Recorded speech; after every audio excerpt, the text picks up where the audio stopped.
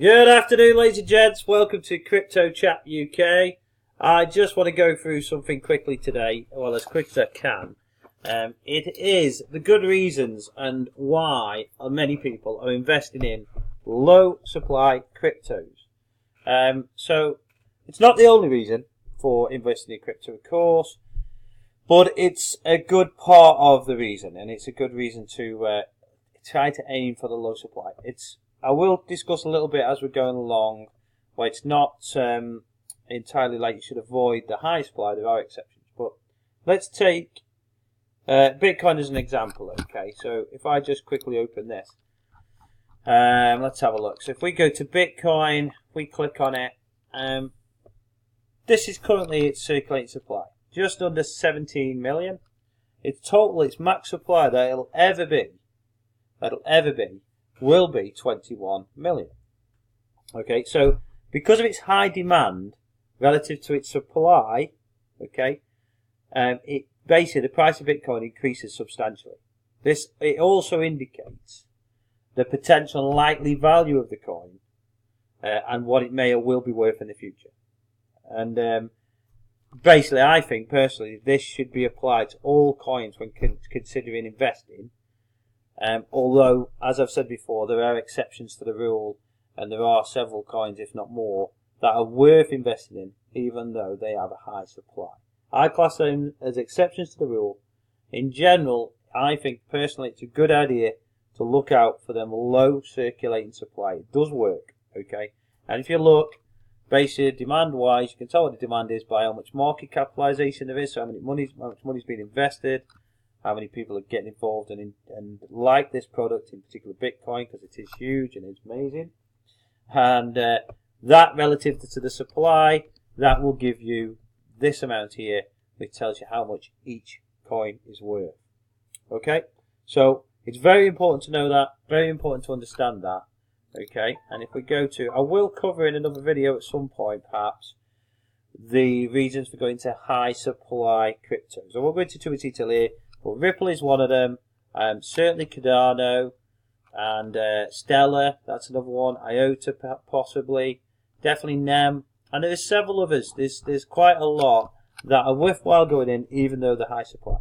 But today I just want to discuss low circulating supply and stuff like that. So if you're going to go for low supply, obviously I do recommend the low risk top coins. Anyway, I recommend that you should be involved in the really fundamentals of the blockchain. And I will go through another video again with the ones that I think are top. But the top 100, certainly the top 20, are substantial. They are substantial parts of the market. NEO, Cardano, I mean these blockchains, these developments, what they're doing.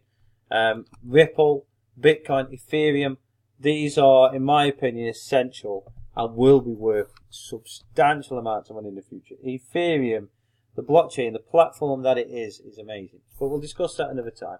So, but if you want to try and find some real good deals that could get you some mega gains, then look at cheap or undervalued coins, okay? If you find these and they have a low supply and you can get into them before large investment happens, before large interest gets into them, then your gains could not only be huge, they could basically be galactic. I mean, these could be, people talk about moon. Oh, moon. These could potentially do that for you with ease, okay? But what I would say for longevity, for something that you think is really a good long-term investment, make sure you do your research. So make sure it's a good product. Do your research, your due diligence on them. But there's also a good point to be made, which is, it is worth having a punt at some if they're really cheap. If you are lucky enough, because it's getting harder now to find these coins. But if you are lucky enough to find some that are really cheap, below $1, below 50 cents, even below 1 cent sometimes, certainly below 10 cents. If you can find these with low supply, sometimes it's worth having a punt as well. So, as you know, I'm not a financial advisor.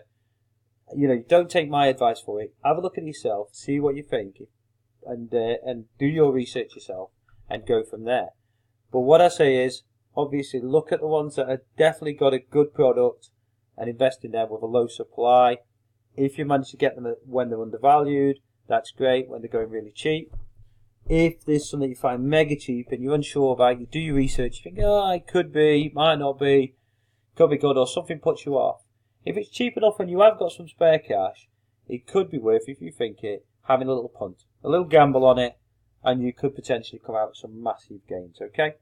But let's have a look at the best way to look into it, okay? So if you go on coinmarketcap.com, this is the way I go. Let's have a look at the market size at the moment. I think it's 351 billion right now, so there we go.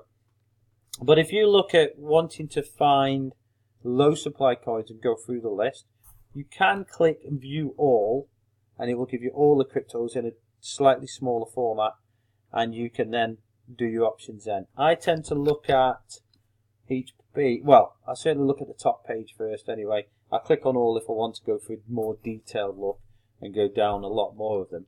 But let's just keep with the top page for now. If you click on the circulating supply, it will go basically descending.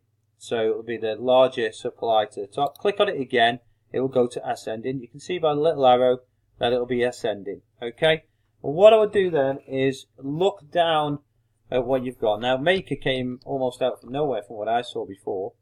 But if you look down, as you can see, that's basically 6 digits. Now, what you've got to check for you don't make a mistake, because this is circulating supply. So you've got to click on, which I'll click on 1 or 2 now. You've got to click on 1 and then look at the maximum supply. So the supply that will be out there eventually. So if we go down and we pick one, I don't know, for example, we've just looked at Bitcoin, haven't we? But if we look at, I suppose we could look at salt. If we look at salt, so say for example, we scroll down, we're looking at the coin supply. As you can see, that's 8 digits. I always say 9 digits or less, 8 digits. So if I click on salt, then there you go. The total supply will never be more than, currently that's 55 million that's circulating supply. It'll never be more than 120 million. Okay, so the circulating supply is 55,778,000. Okay, the total supply will never be more than 120 million. That is, with how many cryptos and the way the crypto's set up, that is a very small amount. That supply is a very small amount. Okay, so if I click back now, it should take me back to there. So if we're looking at that, they've put them back in order. Hang on, let's go back to the top. So click on circulating supply, click on it again, then it's ascending, which is what you want, and you can go down and check these out. So have a look at it. Now, the only negative about looking for circulating supply is it can go up very quickly, of course, if there's big investment, if there's long-term investment, and if there's a lot of money going into it. Obviously, the amount per coin or per token will go up at a considerable rate. But don't forget, if there's for some reason something happens to the coin, there might be some FUD spread, some misinformation.